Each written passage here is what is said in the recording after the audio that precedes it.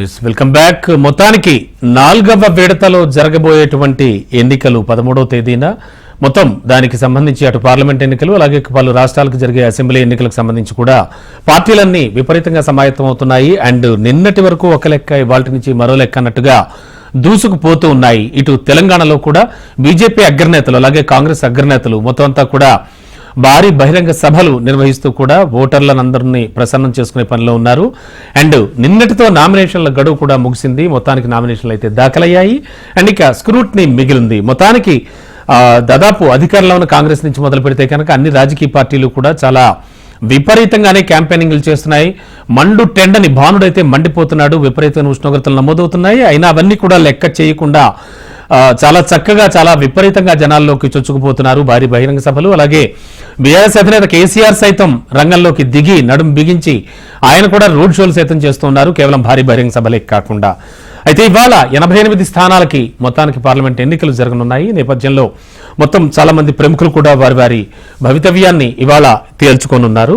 రాహుల్ గాంధీ కానీ, శశి థరూర్ కానీ, హేమామాలిని కానీ అండ్ అరుణ్ గోవిల్ టీవీ రాముడుగా ప్రసిద్ధి చెందారాయన అండ్ మాజీ సీఎం కుమారస్వామి కర్ణాటకలో వీళ్ళంతా కూడా వాళ్ళ భవితవ్యాన్ని తెలుసుకోబోతున్నారు. అయితే ఇవాళ న్యూస్ అనాలిసిస్ లో తెలంగాణలో ఏం జరుగుతోంది, మొత్తం బీజేపీ అగ్రనేతలు కావచ్చు, కాంగ్రెస్ అగ్రనేతలు కావచ్చు, మొత్తం అంతా క్యూలు కడుతూ ఉన్నారు. ఎటువంటి ప్రచారం జరుగుతోంది, ఇవాళ నుంచి ప్రచారాన్ని మరింత వేడెక్కించనున్నారు, పదునెక్కించనున్నారు వివిధ పార్టీల అగ్రనేతలంతా కూడా. ఈ విషయాలు మాట్లాడదాం. మనతో పాటు దేవి ప్రసాద్ గారు బీఆర్ఎస్ సీనియర్ నాయకులు, రామచంద్రారెడ్డి గారు కాంగ్రెస్ అధికార ప్రతినిధి అండ్ దిలీప్ ఆచార్య గారు బీజేపీ అధికార ప్రతినిధి, ముగ్గురు కూడా మనతో పాటు డిస్కషన్ లో పాల్గొనడానికి సిద్ధంగా ఉన్నారు. సార్ గుడ్ మార్నింగ్ అందరికీ. Good morning. Good morning. Yes sir. ముందుగా దేవి ప్రసాద్ గారు ఎప్పుడూ లేనిది చాలా కష్టపడుతూ చాలా అంటే ఇంత మండుటెండలో కూడా కేసీఆర్ గారు రోడ్ షోలు చేస్తూ ఉన్నారు. అండ్ దాదాపుగా ముందుకే వెళుతోంది చాలా వరకు కూడా. అండ్ భారీ బహిరంగ సభలకి జనాలు కూడా బాగానే వస్తున్నారు. ఎలా చూస్తోంది పార్లమెంట్ ఎన్నికల్ని? అండ్ నిన్నటితో నామినేషన్ల ఘట్టం ముగిసింది. ఇంకిక్కడి నుంచి మరింత వినూత్నంగా విస్తృతంగా ప్రచారం చేయబోతున్నారా? గుడ్ మార్నింగ్ రమణ గారు, మిత్రులు దిలీప్ ఆచార్యకి, రామచంద్రారెడ్డి గారికి, వీక్షకులకు శుభోదయం.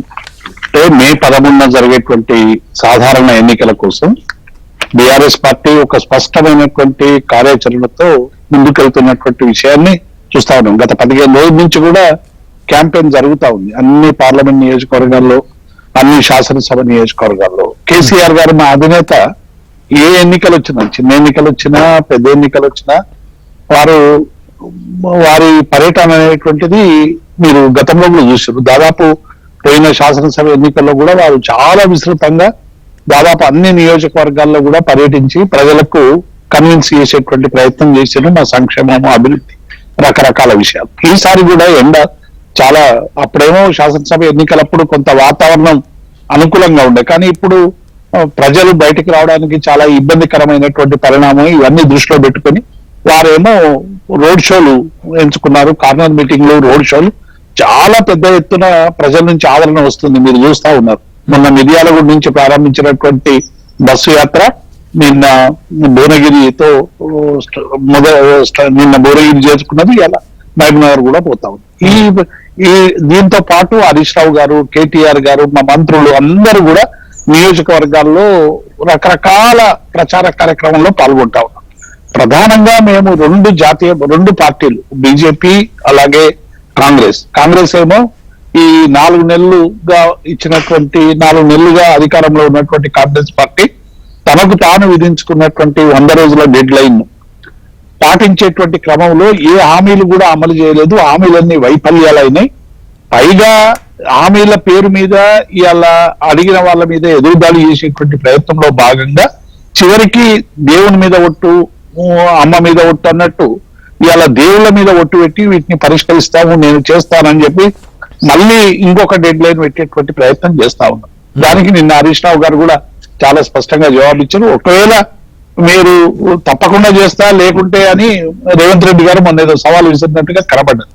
దాన్ని కూడా మేము స్వీకరించి డెఫినెట్ గా మీరు ఒకవేళ 15వ తారీఖులోగా రుణమాఫీ కానీ మిగతాయి కానీ చేసినట్టుంటే మేము దేనికైనా రెడీ అని చెప్పి మా నాయకత్వం కూడా ముందుకు వచ్చింది. అలా అమరవీరుల స్తూపం దగ్గర హరీష్ రావు గారు తమ రాజీనామా పత్రాన్ని తీసుకొని ఎవరికైనా ఇద్దాం మధ్యవర్తిత్వంకి, ఒకవేళ అమలు చేస్తే నా రాజీనామా ఇవ్వండి, అమలు చేయకుంటే మీ రాజీనామాను ఆమోదించండి అనేటువంటి విషయాన్ని మాట్లాడు.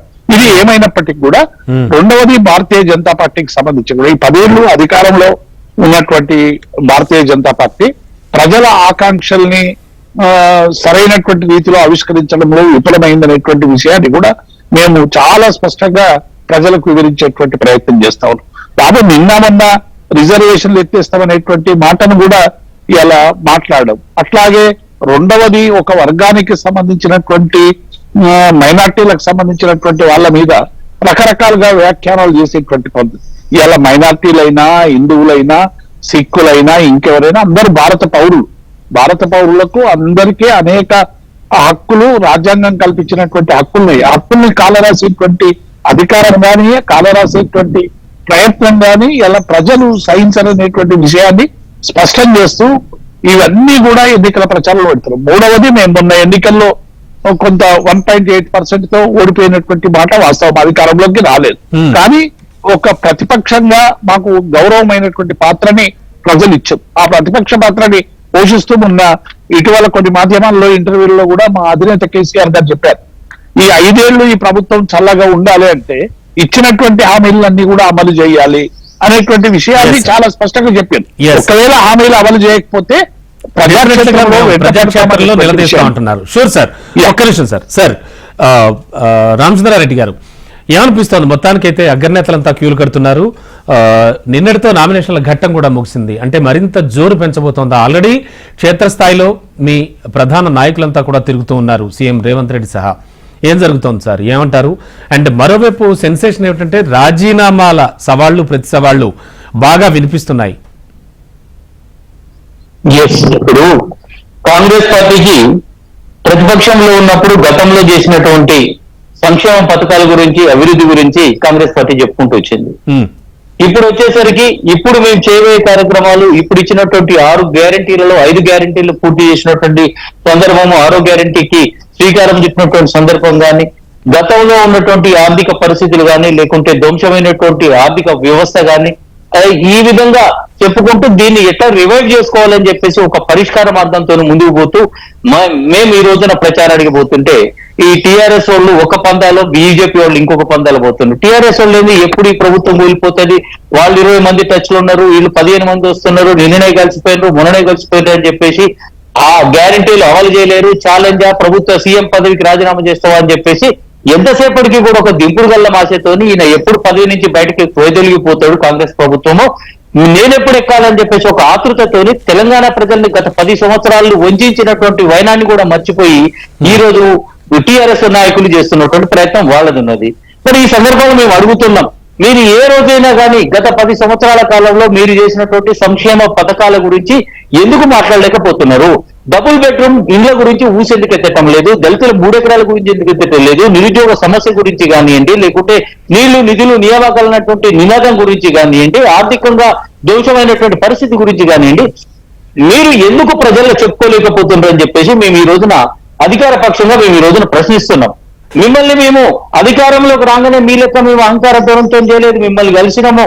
ప్రతిపక్షంగా మీరు మంచిగా ఉండాలి, మీరు అసెంబ్లీకి రావాలి, ప్రతిపక్ష నాయకులు గారిని, గత ముఖ్యమంత్రి గారిని కోరినటువంటి సందర్భం ఉంది. ఇంత సహృదయంతో మేము పోతుంటే ఈ శాపనార్థాలతోని, తిట్లతోని ఈ విధంగా ఒక పక్కన ముందరికి పోతున్నారు. మళ్ళీ ఉల్టా వచ్చేసి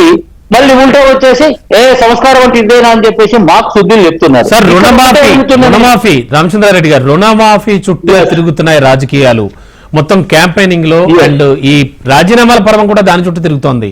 August 15th డెడ్ లైనా? ఖచ్చితంగా నేను చెప్పుడు కాదు, ఇక్కడ రామచంద్రారెడ్డి కూర్చొని చెప్పటం లేదు. ముఖ్యమంత్రి గారు స్వయంగా రేవంత్ రెడ్డి గారు ఒక బహిరంగ సభలోనే పబ్లిక్ ని ఉద్దేశించి August 15వ తారీఖు కల్లా నేను రుణమాఫీ చేయకపోతే చేయకపోతే మీరు ఏమైనా శిక్ష విధించండి అన్న విధంగా కూడా అంత పెద్ద పదవిలో ఉన్నటువంటి వ్యక్తి మాట్లాడినారు. వాట్ మోర్, ఇంకేం కావాలి? ఒక ముఖ్యమంత్రి గారు ఒక అష్యూరెన్స్ ఇచ్చినప్పుడు, దాన్ని పాజిటివ్ గా తీసుకోవాలి తప్పితే దానికి నువ్వు చేయలేమన్న క్వశ్చన్ వస్తుంది. ఇక్కడ ఇంకొక విషయం చెప్తున్నా, గతంలో కాంగ్రెస్ పార్టీ ప్రతిపక్ష పాత్ర పోషిస్తున్నప్పుడు మేము చెప్పింది ఏంటంటే, మీ ధరణి పాపాల వలన భూమి లేని వాళ్ళకు కూడా రికార్డులలో మీకు పాస్ బుక్లు వచ్చినాయి. ఈ సందర్భాల్లో కనుక మేము రైతు భరోసా అమలు చేసిన ప్రక్షాళన చేయకుండా, లేకుంటే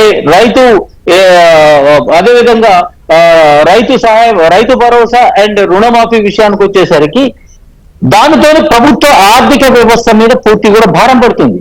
కాబట్టి ఏంటంటే అసలు జెన్యున్ గా ఎవరున్నారో వాళ్ళకి కావాలి. జెన్యున్ వాళ్ళనేమో పక్కన పడేసారు, దొంగలు చాలా మంది ఇందులో చేరారు. కాబట్టి ఈ ప్రక్షాళన కూడా అవసరం అని చెప్పేసి గతంలో చేసినాం. ఆల్రెడీ ఒక ధరణి కమిటీ వేసి దాని మీద నిజ నిర్ధారణ కూడా చేసినటువంటి సందర్భం ఉంది. దానికి దిశానిర్దేశం కూడా మేము ఒకటి ఏర్పాటు చేసినాం. అంటే మేము అధికారంలోకి రాగానే మేము చెప్పినటువంటి దాని మీద ఒక ఎక్సర్సైజ్ చేయలేదా? అదే విధంగా ఇంకొక విషయం, ఇంకొక ఫైనల్ చెప్తా. కాళేశ్వరం ప్రాజెక్టు గురించి మాట్లాడుతుంటేనేమో 3 పిల్లర్లు గుంజిపోతే ఏమైతాయి అని చెప్పేసి మాట్లాడుతున్నారు ఈ రోజున. అంటే ఆ 3 పిల్లర్లు వీక్ అయిపోయిందని చెప్పేసి మీరు అడ్మిట్ అవుతున్నటువంటి క్రమంలో ఆ 3 పిల్లర్లు అనేవి ఇంటర్లింక్డ్ ఉన్నాయి. ఇంటర్లింక్డ్ ఉన్నప్పుడు ప్రాజెక్టు మొత్తం కూడా ఇంపాక్ట్ పడుతుందని చెప్పేసి అక్కడ రేవంత్ రెడ్డి గారు చెప్పలేదు, లేకుంటే ఇక్కడ రామచంద్ర గారు చెప్పలేదు, లేకుంటే ఉత్తమ్ కుమార్ రెడ్డి గారు కూడా చెప్పలేదు. సాక్షాత్తు dam safety authority of India వాళ్ళు నీళ్లు సందర్శించి నీళ్లు అందులో నిలిపే ప్రసక్తే లేదు, మీరు నిలిపితే మాత్రం ఈ పరిస్థితిలో ఒకటే కంక్లూడ్ చేస్తున్నా.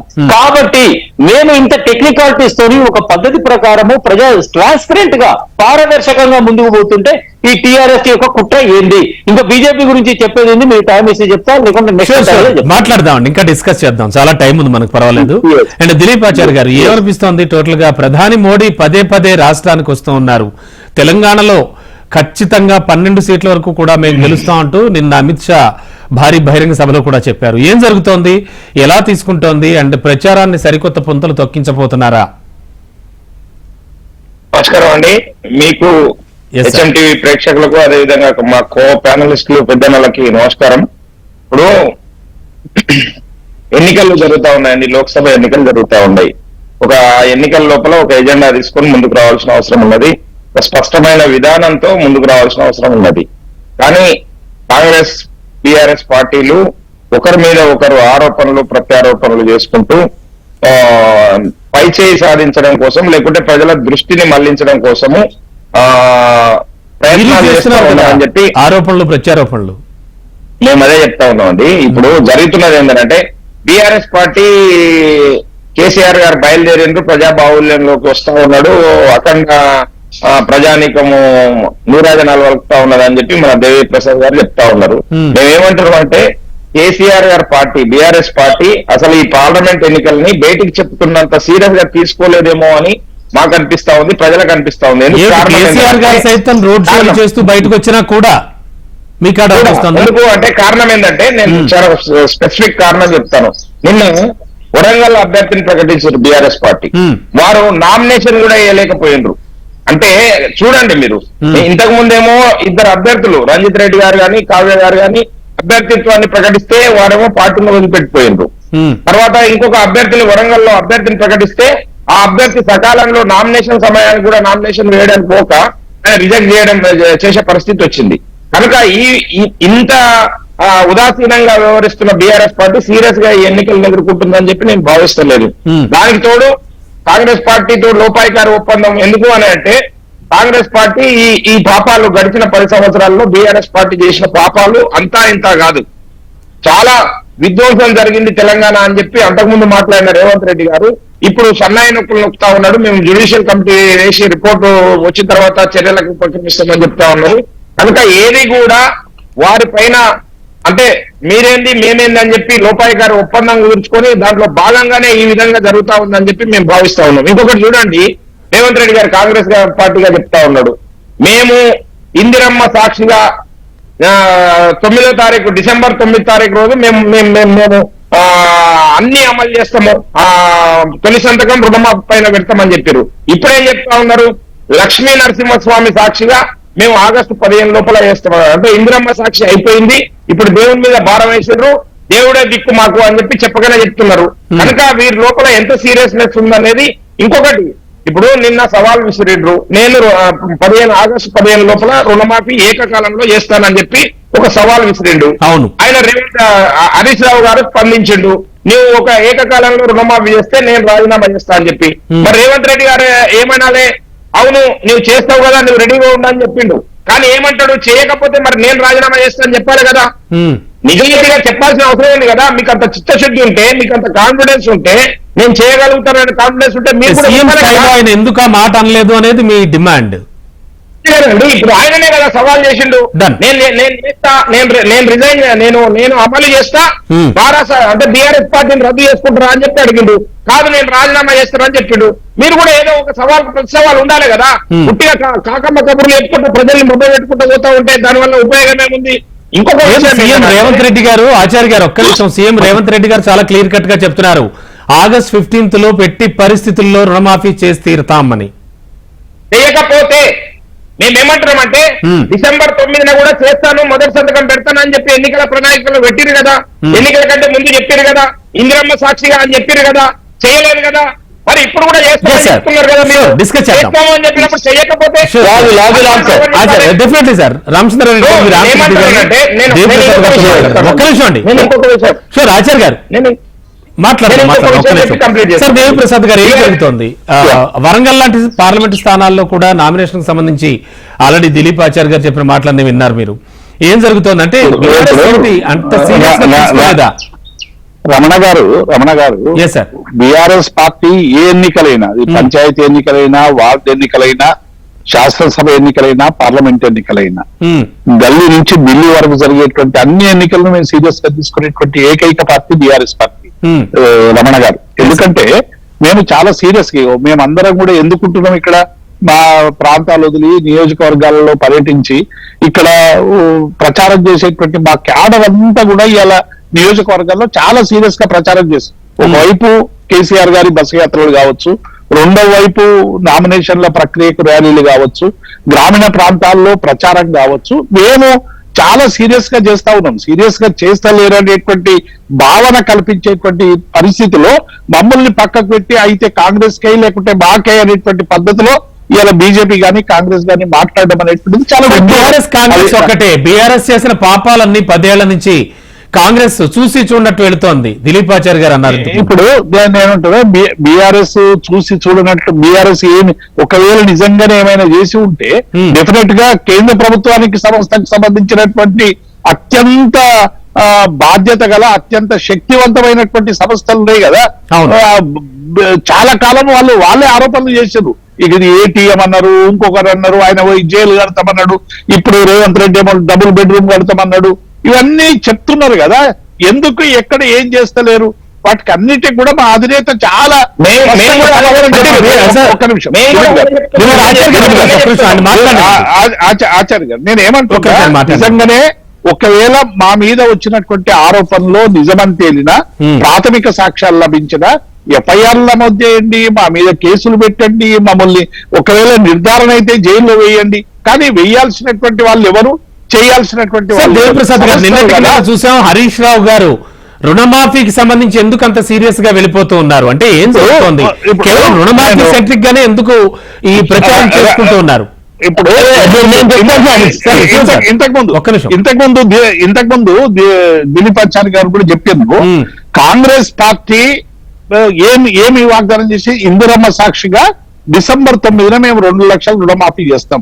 ఓ రైతులారా, ఎవరైనా లోన్ తీసుకోకుంటే మీరు బ్యాంకులకు పరిగెత్తండి, 9వ తారీఖు నాడు మేము అధికారంలోకి వస్తాం, మా ఇందిరమ్మ సాక్షిగా చెప్పాను.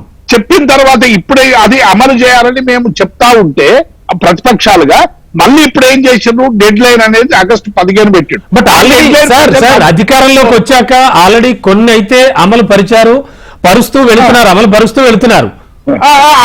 దాని మీద కూడా చర్చిద్దాం, ఏమేమి అమలు చేసేది, ఏమేమి అమలు చేయలేదు. 6 గ్యారంటీలలో 13 ఉన్నాయి. ఇది నేను రుణమాఫీకి సంబంధించిన క్లారిటీ ఇచ్చినాక దానికి పోదాం. నేను ఏమంటున్నా, కాబట్టి 9వ తారీఖు నాడు మీరు చేయలేదు, 15 నాడు చేస్తామని చెప్పారు. చేసినప్పుడు ఏం చెప్తారు, ముఖ్యమంత్రిగా ఈ రాష్ట్ర అధినేతగా నేను హామీ ఇస్తున్నా అంటే ఎవరు నమ్మేటువంటి స్థితిలో లేరు. ఎందుకంటే పిసిసి అధ్యక్షుడిగా అధికారంలో వచ్చినటువంటి వ్యక్తి ఇచ్చిన మాటను మోసం చేసిందని ఎలా ప్రజలందరూ కూడా చీత్కరించుకుంటున్నటువంటి సందర్భంలో దేవుళ్ళ పేరు మీద ఇవాళ ప్రజల్ని బ్లాక్ మెయిల్ చేసేటువంటి ప్రయత్నం చేస్తా ఉన్నారు. మెదక్ పోతే ఏడుపాయల, మహబూబ్నగర్ పోతే జోగులాంబ, యాదాద్రికి పోతే లక్ష్మీ నరసింహ, ఇంకొక దగ్గరికి పోతే చర్చ్ అని చెప్పి ఏం చేస్తా ఉంటే దేవుని మీద భారమేయండి, దేవుడే దిక్కు అనేటువంటి పద్ధతిలో ఇవాళ మాట్లాడేటువంటి స్థితి కనబడతా ఉంది. రెండవది, వీళ్ళు ఆరు గ్యారంటీల మీద 13 గ్యారంటీలు 13 ఉన్నాయి. ఈ 13లో ప్రతి ఏటా రైతు కౌలుకు ఎకరానికి 15,000 ఇస్తామని చెప్పారు. నేను ఏమంటున్నా, 15,000 ఇస్తారా ఇయరా పక్కకు పెట్టు, కనీసం ఎన్యూమరేషన్ అన్నా స్టార్ట్ అయిందా, ఎంతమంది కౌలు రైతులు ఉన్నారని గుర్తించారు, ఏ జిల్లాలో గుర్తించారు, దాని తెలియాలంటారు. ఒక్క నిమిషం రమణ గారు, ఇది పోవాలి. వ్యవసాయ కూలీలకు 12,000 అన్నారు, ఎన్యూమరేషన్ జరిగిందా? వరి పంటకు క్వింటాలకు 500 బోనస్ అని చెప్పి 2 పంటలు అయిపోయినాక 3వ పంటకి ఇస్తాడంట. ఇంకా 2 పంటలు అయిపోయినాయి, 3వ పంట అది కూడా దేవుని మీద భారం వేసేటువంటి ప్రయత్నం చేస్తావు.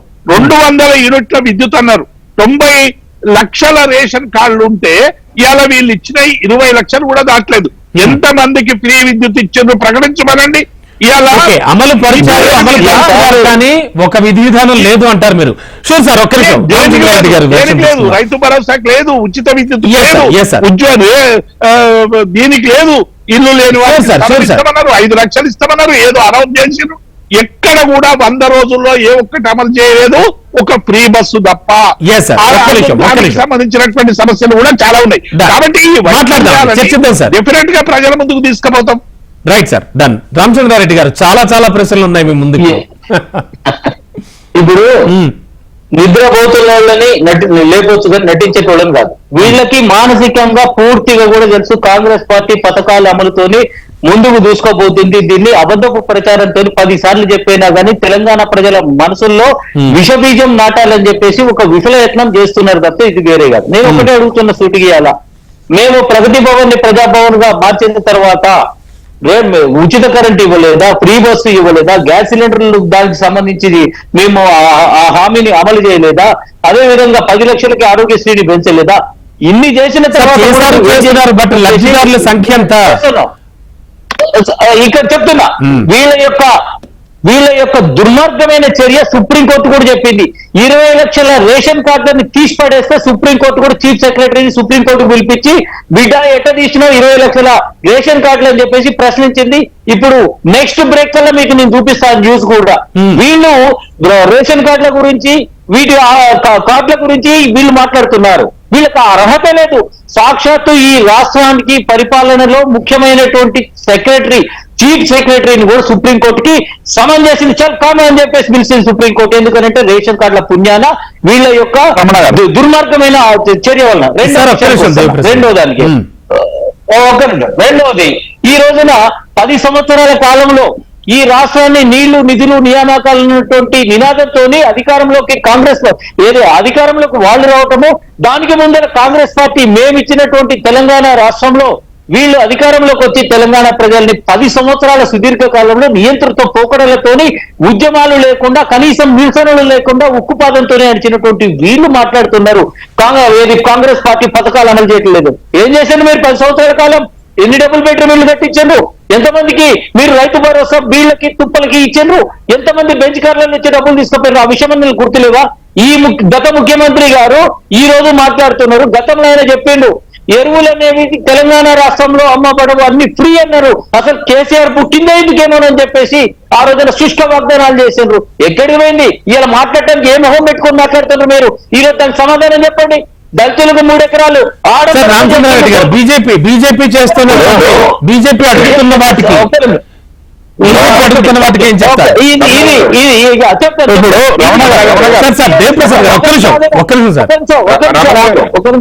అన్న ఒక్క నిమిషం నాకు దేవనాగు. అయితే ఇదేమో ఇక టిఆర్ఎస్ కథ, ఇక బీజేపీ గురించి మాట్లాడదాం. 4 సంవత్సరాలు 5 సంవత్సరాల కాలం అంటగాగింది బహిరంగంగా. అప్పుడు టిఆర్ఎస్ పాపాలు కనపడలే వీళ్ళకి. అప్పుడు తెలంగాణ రాష్ట్రం ధ్వంసమైపోతుంది అంటే కనపడలే వీళ్ళకి. ఐటీఐఆర్ కి వీళ్ళు మాకు రిప్రజెంటేషన్ చేయలేదని చెప్పేసి చెప్తున్నారు. కానీ ఎప్పుడు కూడా తెలంగాణ రాష్ట్ర బీజేపీ నాయకులు ఐటీఐఆర్ గురించి ఎన్నడూ కూడా కేంద్ర ప్రభుత్వానికి చెప్పలే. మాకు రావాలే, కాంగ్రెస్ ప్రభుత్వం ఆ రోజున ఏర్పాటు చేసింది, దీన్ని అమలు చేయాలని చెప్పేసి ఎన్నడూ కూడా చెప్పలే. ఇవాళ వచ్చి చెప్తున్నారు మేమేదో చేసినాం తెలంగాణ రాష్ట్రం అంటున్నాం. ఏమైనా మీరు విభజన చట్టంలో ఉన్నటువంటి అంశాలు ఎక్కడికి పోయినాయని అడుగుతున్నాం. మీరు ఆ రోజున తెలంగాణ రాష్ట్రంలో టీఆర్ఎస్ ప్రభుత్వము దోపిడీ చేస్తుంది.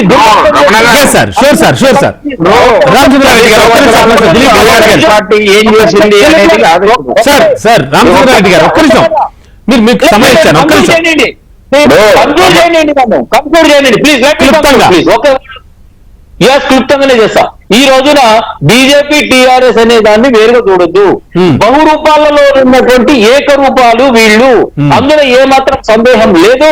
దానికోసము జైళ్లలో పెట్టడానికి సిద్ధమవుతారు, లేకుంటే ఏ డ్రామాకైనా తెరదీస్తారు. చిట్ట చివరికి నిన్న దుర్మార్గంగా మోడీ గారి యొక్క ముస్లింల గురించి వ్యాఖ్య చేసింది ఏంటంటే ప్రజాస్వామ్యాన్ని కూనీ చేస్తూ ఎలక్షన్ చట్టాన్ని కూనీ చేసినారు. నిన్న మా బండ్రు శోభారాణి గారు పోయి ఎలక్షన్ కమిషన్ కి కంప్లైంట్ కూడా ఇవ్వడం జరిగింది దాని గురించి.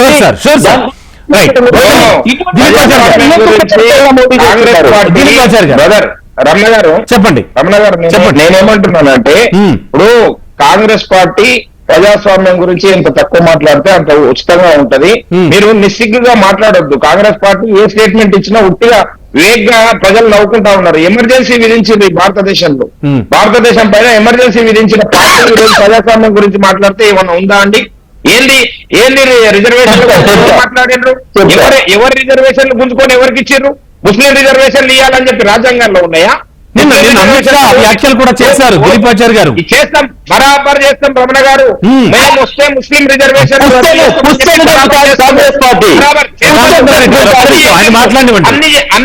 అన్ని పాపాలకి మూలమైన పార్టీ కాంగ్రెస్ పార్టీ. ఈ దేశంలో 60 సంవత్సరాల అధికారంలో ఉన్నది. మేమేం చెప్తా ఉన్నామండి?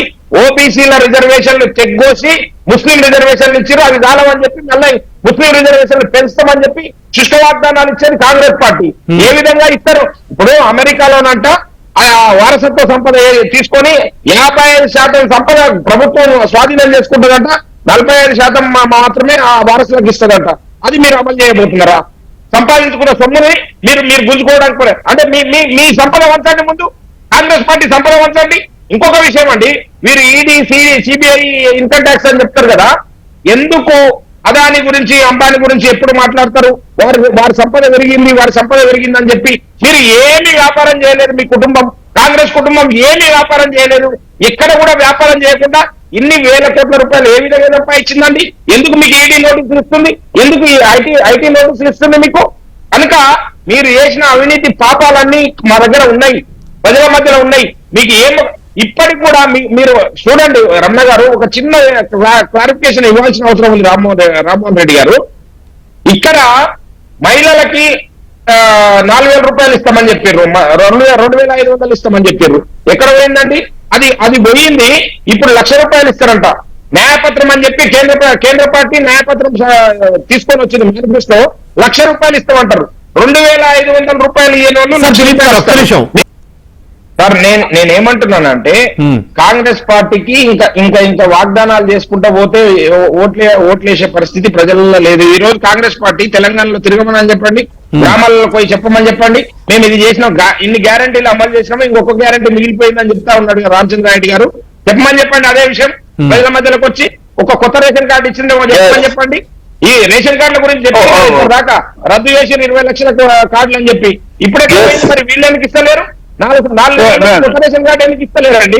కనుక మేమేమంటున్నామనంటే మీరు ఏం చెప్పినా ఈ రోజు నరేంద్ర మోడీ గారు ఈ దేశానికి ప్రధానమంత్రి కాబోయే ముచ్చటగా 3వ ప్రధానమంత్రి అని చెప్పి దేశ ప్రజలు నిర్ణయం తీసుకున్నారు. మీకు ఎక్కడా కూడా పలాయనవాదంలో ఉన్నది కాంగ్రెస్ పార్టీ. ఇంకొక కాంగ్రెస్ పార్టీ డబుల్ రోల్ చూడండి. కేరళలోనేమో కమ్యూనిస్ట్ తోటి కొట్లాడుతుంది, ఈడనేమో కమ్యూనిస్టులతో పొత్తు పెట్టుకుంటది. తమిళనాడులోనేమో కమ్యూనిస్ట్ తోటి పొత్తు పెట్టుకుంటది. అదేవిధంగా వెస్ట్ బెంగాల్లోనేమో మమతా బెనర్జీ తోటి కొట్లాడుతుంది, ఢిల్లీకి వచ్చి పొత్తు పెట్టుకుంటది. పంజాబ్ లో ఆమ్ ఆద్మీ కొన్ని చోట్ల బీజేపీ కూడా అలాంటి చరిత్ర ఉంది. ఏమండి?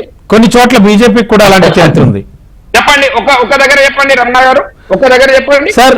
ఏపీని తీసుకుందాం. ఏపీ గురించి మళ్ళీ ప్రత్యేకించి చెప్పక్కర్లేదు. ఏపీలో ఏం జరుగుతుంది? ఏం జరుగుతుందండి? మేము పొత్తు పెట్టుకున్నాం, బరాబర్ పొత్తు పెట్టుకున్నాం తెలుగుదేశం తోటి. ఏంది ఎక్కడ తెలుగుదేశం తోటి వేరే దగ్గర ఎక్కడ కొట్లాడుతున్నామా?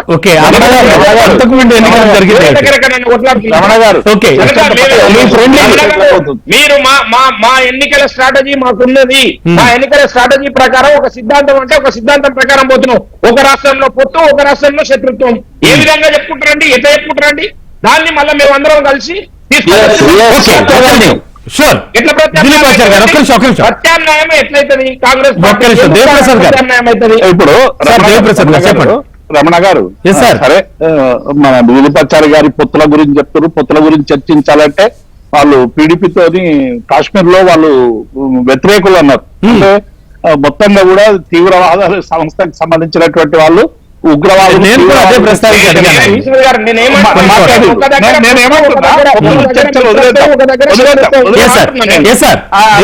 చెప్పండి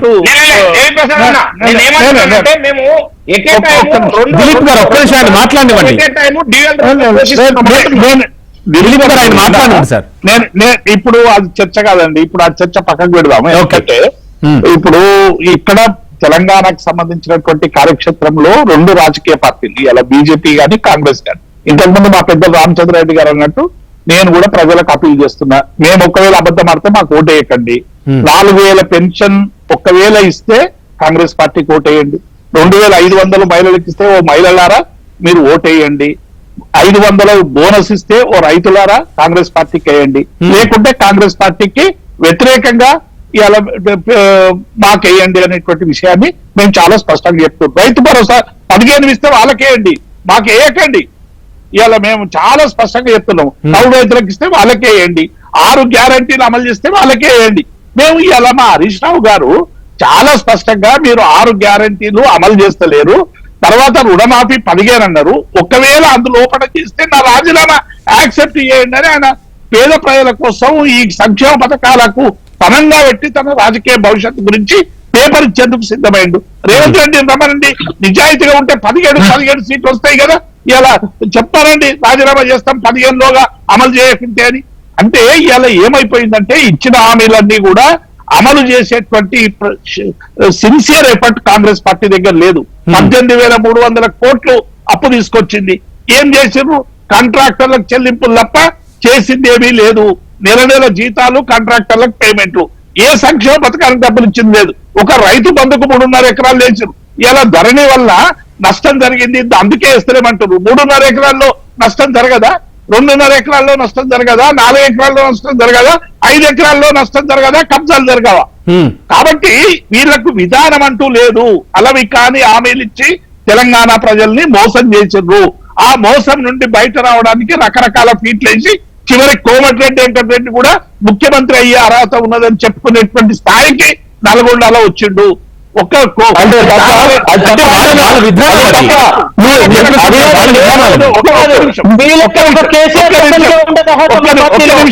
బీసీసీ అధ్యక్షుడు రామచంద్రారెడ్డి గారు ఒక్క నిమిషం, నెక్స్ట్ మీరే మాట్లాడుతారు. ఒక్క సెకండ్ సార్, చెప్పండి. పిసిసి అధ్యక్షుడు డబ్బులు పెట్టి కొనుక్కున్నాడు ఏఏసీ నుంచి ఆరోపణ చేసినటువంటి వెంకటరెడ్డి గారు, రేవంత్ రెడ్డికి ముఖ్యమంత్రి అయ్యే అర్హత లేదన్నటువంటి వెంకటరెడ్డి గారిని ప్రేమ్ చేస్తే మంచిది, గౌరవం ఇస్తే మంచిది, వెంకటరెడ్డి గౌరవం ఇస్తే మంచిదని మేమంటున్నాం, వద్దంటలేవు. కానీ నేను జానారెడ్డిని కాదు, లేకుంటే నేను జైపాల్ రెడ్డిని కాదు. ఎవరు మనను? ఎవరు నువ్వు? ఒక్క నిమిషం అంటే రామచంద్రారెడ్డి గారు అంటే ప్రజల్లో విషయాలు తెలంగాణ ప్రజలు పొల్లగొట్టాలని చూస్తారు. డెఫినెట్ గా ప్రజా కార్యక్షేత్రంలో ఎండగడతాం. డెఫినెట్లీ. రామచంద్రారెడ్డి గారు ఇప్పుడు ఒకటి ఎవరంటే ఆయన రేవంత్ రెడ్డి, ఓకే, అది ఒకటి. రెండవది కాంగ్రెస్ పార్టీలో టీఆర్ఎస్ లెక్క 2001 నుంచి ఇప్పటిదాకా కూడా ఏకైక అధ్యక్షుడు ఏకలింగం లెక్క ఉన్నట్టు కాంగ్రెస్ పార్టీలు ఉండరు. 5 అధ్యక్షులు మారుతారు మా దాంట్లో. ఉండనియర్ కాదు, మీ లెక్క కాదు, మరి ప్రజాస్వామ్యం మీ నియంతృత్వం కూడా అట్లనే ఉన్నారు. దాకా కూడా పాల్గొ అందరికీ అవకాశాలు ఇస్తాం. 2వ ఆస్పెక్ట్. 3వది దేవుణ్ణి ఇప్పటిదాకా చెప్తున్నాడు 18,000 కోట్లు 18,000 కోట్లు అని. మీరు చేసిన పాపాలే, మీరు చేసినటువంటి అప్పులకు వడ్డీలు కట్టాలి. మరి అడికలు తెచ్చి కట్టాలి, గుంజుకపోతాయి, లేకపోతే జప్తులు అయిపోతాయి. మీరు చేసిన పాపం కాదు అది. మరి మీరు చేసిన పాపాలని మెల్లగా ఆడ ఈడ ఇల్లు సవరిస్తున్నాం, సంసారం సవరిస్తున్నాం. ఇప్పుడు మేము చేసేటువంటి పని మీ లెక్క కాదు. మేము లాస్ట్ కి ఎన్నికలు అయిపోయిన తర్వాత ఒక 6,000-7,000 కోట్ల రూపాయల రైతు బంధు కింద ఆ రోజున ఉంటే సార్ మీరు చెప్పిన హామీలు రామచంద్రారెడ్డి గారు మీరు చెప్పిన హామీలు అమలు చేస్తే ఖచ్చితంగా ఓటర్లని మీకే ఓటు వేయమని చెప్తున్నారు దేవిప్రసాద్ గారు. బట్ మీరు ఇచ్చిన హామీలు మేము కూడా కాంగ్రెస్ పార్టీ పక్షానే చెప్తున్నాం. కాంగ్రెస్ పార్టీని మేము గినక 5 పథకాలని మేము హామీలని అమలు చేయకపోతే మీరు కూడా ఇద్దని చెప్తున్నాం. ఒక ఆస్పెక్ట్. నెంబర్ 2, గతంలో టిఆర్ఎస్ ప్రభుత్వము వాళ్ళు ఇచ్చినటువంటి హామీలని విఫలం చెందింది అని చెప్పేసి మీరు భావిస్తారు. మళ్ళీ కూడా తొక్కేయండి అని చెప్తున్నాం. రాజకీయంగా మళ్ళీ కూడా చెప్తున్నాం. ఎందుకంటే వీళ్ళది కూడా ఘనాపాటి చరిత్ర ఉంది కదా. 10 సంవత్సరాల కాలం పరిపాలించిన వీళ్ళు, ఎలగబెట్టిన వీళ్ళు. మరి వీళ్ళది కూడా చెప్పాలి కదా. మేము వచ్చింది 4 నెలలు కాలేదు, ఇంకా 4 నెలలు కాలేదు. వీళ్ళ 10 సంవత్సరాల సుదీర్ఘ కాలంలో డబుల్ 2 సార్లు చేసి 3వ సారి హ్యాట్రిక్ ఎదురు చేసినటువంటి మహానుభావులు కదా వీళ్ళు. మేమేమంటున్నాం అంటే ఏదైనా మేము మాట్లాడుతున్నాం ఇవాళ మేము 5 హామీలను అమలు చేస్తానంటున్నాం. అబద్ధమా నిజమా అనేది ప్రజలు తెలుసుకుంటారు. మీరు ఎందుకు పోవటం లేదు? గతంలో 10 సంవత్సరాల కాలంలో మేము డబుల్ బెడ్రూమ్ ఇల్లు కట్టించినాం, దళితులకు 3 ఎకరాలు ఇచ్చినాం, దళిత బంధు ఇచ్చినాము, నిరుద్యోగం లేకుండా చేసినాము, మండలానికి మన కాన్స్టిట్యున్సీకి హాస్పిటల్స్ కట్టించినాము. ఇట్లా మీరు చెప్పుకుంటూ పోతే ఒక గంట కాదు 2-3 గంటల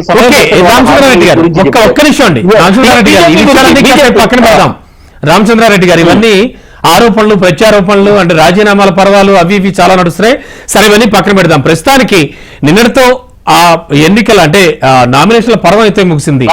ఇవాళ నుంచి అఫ్ కోర్స్ ఇవాళ రాహుల్ గాంధీ గారి భవితవ్యం కూడా తేలిపోతోంది. సో అగ్రనేతలంతా కూడా వస్తూ ఉన్నారా? ఎలా ఉండబోతోంది ప్రచార సరళి కాంగ్రెస్ కి సంబంధించి రేపటి నుంచి కానీ వాళ్ళ నుంచి? కాంగ్రెస్ యొక్క ప్రచార సరళి అనేది మేము చెప్పినటువంటి కార్యక్రమాలని చెప్పుకుంటూ ముందుకు పోతుంది తప్పితే గత పాలకుల్ని విమర్శించుకుంటూ పూర్తిగా దాని మీదనే డిపెండ్ కాము. ఒకటి. నెంబర్ 2, తెలంగాణ రాష్ట్రం సుభిక్షంగా ఉండాలి, మంచిగా ఉండాలని చెప్పేసి ఒక ఆశతో ముందుకు పోతుంది తప్పితే ఈ ప్రభుత్వం పడిపోతుంది అని చెప్పేసి వాళ్ళు చెప్తున్నటువంటి దానికి సమాధానాలు చెప్పాల్సిన అవసరం లేదు. మూడోది ఏంటంటే ఎన్నికలు అనేవి ప్రజాస్వామ్యయుతంగా పారదర్శకంగా జరగాలని కోరుకుంటాం తప్పితే ఎక్స్టర్నల్ ఇన్ఫ్లుయెన్సెస్ రావద్దు. అదే విధంగా సమాజంలో కులాల వారీగా మతాల వారీగా విభజన చేసే వ్యాఖ్యల్ని చేసే విధంగా రెచ్చగొట్టే విధంగా వ్యాఖ్యలు చేస్తూ మా నాయకులు ఎవరు కూడా ప్రచారం చేయరు. అటువంటి వాళ్ళని కఠినంగా కూడా శిక్షించాలని చెప్పేసి కోరుకునే ప్రజాస్వామ్యవాదులం మేము. కాబట్టి ఏదేమైనా కాంగ్రెస్ పార్టీకి ముందల నుంచి కూడా ఒకటే ఆయుధం. స్వాతంత్రం వచ్చిన తర్వాత దిగుమతుల స్థాయి నుంచి ఎగుమతుల స్థాయికి తీసుకొచ్చింది కాంగ్రెస్ పార్టీ. భారీ నీటిగా ప్రాజెక్టులను తీసుకొచ్చింది.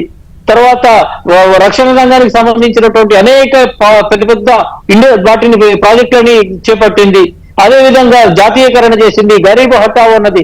ఈ విధంగా చేస్తూ చిట్ట చివరకు వచ్చేసరికి హైదరాబాద్ మహానగరానికి నీళ్ల యొక్క కొరత కూడా వస్తుందని చెప్పేసి కృష్ణా జలాల నుంచి దశల వారీగా కూడా ఇక్కడికి నీళ్లను తీసుకొచ్చినటువంటి ముందు చూపున్నటువంటి అది కూడా కాంగ్రెస్ పార్టీ ఘనత అంటారు. Okay done.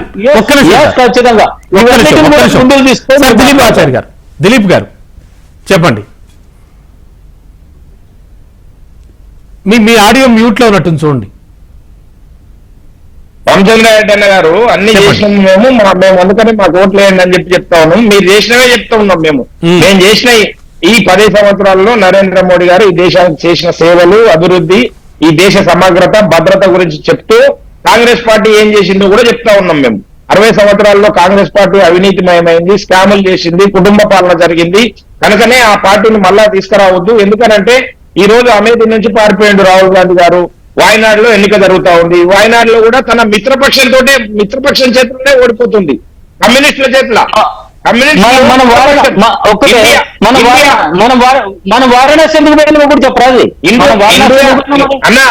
ఇండియా గఠబంధన్లో పొత్తులో భాగస్వామి కమ్యూనిస్ట్ పార్టీ, కానీ వాయనాడులో కమ్యూనిస్ట్ పార్టీ ప్రధాన ప్రత్యర్థి రాహుల్ గాంధీ గారికి వారి చేతుల్లో ఓడిపోతున్నారు. విచిత్రం చూడండి, ఎంత విచిత్రమైన పరిస్థితి రాహుల్ గాంధీ ఎదుర్కొంటా ఉన్నాడు. కనుక ఈ రోజు రాహుల్ గాంధీ గారికి ఎక్కడ ఏ పార్లమెంటు స్థానం పైన భరోసా లేదు. ఆయనకే భరోసా లేని పార్టీ గట్టెక్కుతుంది, ముందరికి వస్తుంది, మేము అధికారంలోకి వస్తామని చెప్తే ప్రజలు ఎవరు నమ్మడానికి సిద్ధంగా లేరు. ఈ రోజు నరేంద్ర మోడీ గారు ఏం చెప్తా ఉన్నారు? నేను 2 విషయాలు చెప్తా. ఈ రోజు మీ ఇంటి పైన సౌర పలకలు ఏర్పాటు చేసుకోండి, 0 విద్యుత్ అంటే మీకే విద్యుత్ ఆదా అయ్యే విధంగా మీరు ఈ కార్యక్రమాన్ని రూపొందించుకోండి అని చెప్తా ఉన్నారు. ఏం చెప్తా ఉంది? కాంగ్రెస్ పార్టీ ఏం చెప్తా ఉంది? 200 యూనిట్ల ఉచిత కరెంట్ ఇస్తాము అని చెప్తా ఉంది. కనుక మేము చేపలు పట్టడం నేర్పిస్తామన్నా, చేపలు తినడం నేర్పియము. భారతీయ జనతా పార్టీ అంత్యోదయ సిద్ధాంతం ప్రకారము ఈ సమాజంలో చిట్ట చివరిన అట్టడుగున ఉన్న నిరుపేద వ్యక్తికి ప్రభుత్వ ఫలాలు అందాలని చెప్పి ఆ కార్యక్రమాలను ముందుకు తీసుకొని పోతున్నాం కాబట్టి అంత ధైర్యంగా అంత నిజాయితీగా మేము ఉన్నాం కాబట్టి ఆ భరోసా ప్రజలు మోడీ గ్యారంటీ అంటే నమ్ముతా ఉన్నారు. అబ్కీ బార్ మోడీ సర్కార్ 400 పార్ అని కూడా చెప్తా ఉన్నారు. 401 సీటు ఆల్రెడీ సూరత్ లో ఏకగ్రీవం అయిపోయింది భారతీయ జనతా పార్టీ. కాంగ్రెస్ పార్టీ ఎంత దారుణమైన స్థితిలో ఉంది. తన అభ్యర్థిత్వాన్ని కూడా ఎన్నికల దాకా కూడా నిలుపుకోలేని పరిస్థితిలో సూరత్ లో ఉన్నది కాబట్టి మీకు కనిపిస్తా ఉంది. ఇది ఎన్నికల విజయానికి ఒక చిహ్నము. రిజర్వేషన్ల రద్దుకు కుట్ర, దిలీప్ ఆచార్య గారు రిజర్వేషన్ల రద్దుకు కుట్ర, అందుకే బీజేపీ 400 సీట్లు కావాలంటోంది. మేము అదే చెప్తా ఉన్నామండి. ముస్లిం రిజర్వేషన్లు కాదు, ముస్లిం రిజర్వేషన్లు రద్దు చేస్తామని చెప్పి బరాబర్ చెప్తా ఉన్నాము. ఓబీసీల రిజర్వేషన్లు గుంజుకొని మీరు ముస్లింలకు సంతుష్టీకరణ చేయడం కోసం, ముస్లింల ఓటు బ్యాంకును పెంపొందించుకోవడం కోసం మీరు ఈ ప్రయత్నం చేస్తా ఉన్నారు కాబట్టి ముస్లిం రిజర్వేషన్లు రద్దు చేస్తామని చెప్తా ఉన్నారు. వీరికి అన్ని ఎక్కడ కూడా భారతదేశంలో ఉండే మెజార్టీ హిందువుల పైన నమ్మకం లేదు. కావాలంటే వాళ్ళు ఇంకా చొరబాటుదారులను తీసుకొని వస్తారు. బంగ్లాదేశ్ నుంచి చొరబాటుదారులు రావాలి, మయన్మార్ నుంచి రావాలి, పాకిస్తాన్ నుంచి రావాలి, ఆఫ్ఘనిస్తాన్ నుంచి రావాలి. ముస్లింల జనాభా బాగా పెరగాలి, వీళ్ళకి ఓట్ బ్యాంక్ గా కర్ణాటకలో ఓట్లు వేసినట్టు వేయాలి, మేము గెలవాలి అని చెప్పి భావిస్తా ఉన్నారు. అది సబబు కాదు అని చెప్పి ఈసారి భారతదేశం నిరూపించబోతుంది. మరొక చరిత్ర కాంగ్రెస్ పార్టీ నాయకులు జవహర్లాల్ నెహ్రూ గారు 3వ ప్రధానమంత్రి ఏ విధంగా ఈ చరిత్ర సృష్టించిండో భారతీయ జనతా పార్టీ మొట్టమొదటిసారిగా 3వసారి ఈ భారతదేశంలో నరేంద్ర మోడీ గారు ప్రధానమంత్రి చరిత్ర సృష్టించబోతున్నాడు. దానికి మనం అందరం సాక్షులుగా ఉండబోతున్నాము. కనుక మీరు అనే నినాదం చెప్పి పేదరికం అలాగే ఉన్నది. ఈ రోజు భారతదేశంలో నరేంద్ర మోడీ గారు అధికారంలోకి వచ్చినాక 25 కోట్ల మంది పేదరికం నుంచి బయటకు వచ్చిన చెప్తా ఉన్నాము. అది మా దేవిప్రసాద్ గారు దిలీప్ గారు, ఒక్క నిమిషం. దేవిప్రసాద్ గారు, ఏం జరగబోతోంది? ఇవాళ నుంచి ప్రచారాన్ని మరింత ముందుకు తీసుకుపోబోతున్నారా? అండ్ 17 రోజుల పాటు ఆల్రెడీ ఐ థింక్ కేసీఆర్ గారి రోడ్ షోలు కూడా కొనసాగనున్నాయి. అండ్ ఏం జరగబోతోంది? ఎటువంటి వ్యూహం, ఎన్ని సీట్లు ఎక్స్పెక్ట్ చేస్తోంది రమణ గారు? డెఫినెట్ గా మేము 8 నుంచి 12 సీట్లని మా అధినేత డబుల్ డిజిట్ కు, అంటే ఇప్పుడు ఉన్నటువంటి సీట్లతో పాటు ఇంకా అదనంగా సీట్లు సంపాదించుకోవడానికి మేము 17 నియోజకవర్గాల్లో మా సీరియస్ ఎఫర్ట్స్ పెడతా ఉన్నాం. 12 వరకు గెలుచుకునేటువంటి అవకాశాలు ఉన్నాయని ఫీడ్బ్యాక్ వస్తా ఉంది. అది ఏంది ప్రజలు నిర్ణయిస్తారు ఎన్ని ఎవరికి ఇవ్వాలనేది. రెండవది, ఎన్నికల్లో కేసీఆర్ గారు రోడ్ షోలతో కార్నర్ మీటింగ్ తో పాటు మా నాయకులందరూ కూడా విస్తృతమైనటువంటి ప్రచారం చేస్తారు. ఈ ప్రచారంలో తప్పకుండా గత 10 ఏళ్లలో మేము చేసినటువంటి సంక్షేమం, అభివృద్ధి ఒకవైపు చెప్తాం. రెండో వైపు కాంగ్రెస్ పార్టీ 4 నెలల్లో జరిగినటువంటి వైఫల్యాలు, దేశవ్యాప్తంగా వైఫల్యాలు, ఒక్క దగ్గర కాదు. ఇవాళ ఒక సుదీర్ఘ కాలం పరిపాలనలో ఉన్నటువంటి కాంగ్రెస్ పార్టీ ఇవాళ నీతులు చెప్పేటువంటి స్థాయికి వచ్చింది. 78 కోట్ల ప్రజల సంపద 22 మంది దగ్గర ఉన్నదని చెప్తున్నటువంటి ప్రచారం ఏదైతే ఉందో డెఫినెట్ గా కాంగ్రెస్ భాగం కాదా? ఇది కాంగ్రెస్ పార్టీ వల్లనే ఈ దేశంలో అసమానతలు పెరిగినాయి. ఈ అసమానతలకు వ్యతిరేకంగా జరిగినటువంటి అనేక పోరాటాలని రక్తపేరుల్లో ముంచినటువంటి పార్టీ కాంగ్రెస్ పార్టీ. ఇవాళ కాంగ్రెస్ ఇక్కడ జనరంజక పాలనన్నా, ప్రజారంజక పాలనన్నా ఇవాళ దేశవ్యాప్తంగా జరుగుతున్నటువంటి అనేక సామాజిక ఉద్యమాల్ని అణిచివేసినటువంటి పార్టీ కాంగ్రెస్ పార్టీ. అట్లాగే రెండవది, పేదల్ని పేదలుగా ఉంచింది తప్ప పేదలను అప్లిఫ్ట్ చేసేటువంటి ప్రయత్నం ఏమి జరగలేదు. అందుకే ఇవాళ మోదీ మళ్ళీ నీళ్లు ఇస్తా, మళ్ళీ భూములు ఇస్తా, మళ్ళీ రోడ్లు ఇస్తా అనేటువంటి స్థాయికి తీసుకొచ్చారు. రెండు పార్టీలు కూడా దేశ ప్రజల మౌలిక సౌకర్యాల్ని మెరుగుపరచలేదు. రెండు లోపాయికారి ఒప్పందంలో భాగంగా ఇక్కడ డమ్మీ క్యాండిడేట్లను పెడుతూ ఇద్దరు మాత్రమే గెలవాలని చూస్తా ఉన్నారు. ఒక్కొక్కరు డమ్మీ క్యాండిడేట్ పెట్టుకొని ఇలా కాంగ్రెస్ పార్టీ, బీజేపీ రెండు ఇక్కడ కలిసిపోయి బీఆర్ఎస్